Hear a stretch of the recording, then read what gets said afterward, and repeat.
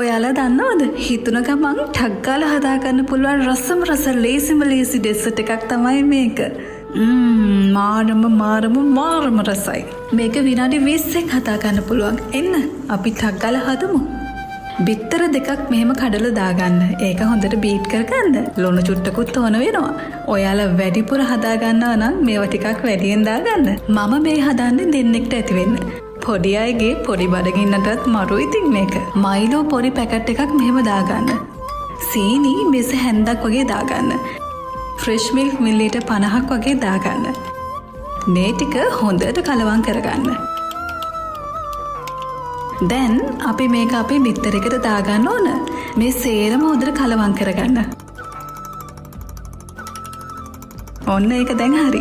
දැන් මේක rice cooker එකේ තියලා ස්ටීම් කරගන්න තමයි යන්නේ. හිතුන ගමන් ටක් ගාලා හදාගන්න පුළුවන් රසම රස ඩෙසර්ට් එකක් මේක. විනාඩි 10කට පස්සේ මම මේකට චොක්ලට් චිප්ස් ටිකක් දාගන්නයි යන්නේ. ඔයාලා පොඩි චොක්ලට් එකක් හරි කමක් නැහැ මේකට කෑලි කඩලා දාගන්න. මෙහෙම දාපුවාම මේකේ රස වැඩි. දැන් මේක තව විනාඩි 10ක් වගේ තියන්න. ඔන්න බලන්නකෝ විනාඩි 10කට පස්සේ කොහොමද කියලා. මේ බලන්නකෝ මේකේ ලස්සන ඉතින්. ඔයාලට මේක උණුවෙම මෙහෙම කන්නත් පුළුවන්. එහෙමත් නැත්නම් ෆ්‍රිජ් එකේ පැයක් වගේ තියලා අරන් කන්නත් පුළුවන්. මට නම් මේකේ සුවඳට තවත් ඉවසන් ඉන්න බෑ. උණුවටම කනවා.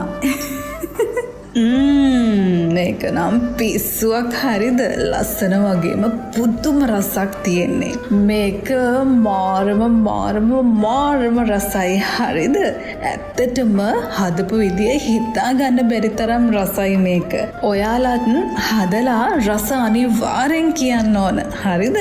මේක ඒ තරම් පුදුම රසක් තියෙන්නේ. ඩෙසර්ට් බඩගින්නට හතර වටේ ඩෙසර්ට් හොය ඉන්නේ නැතුව මෙහෙම හදලා කාලා බලන්නකො රස මේක මාරම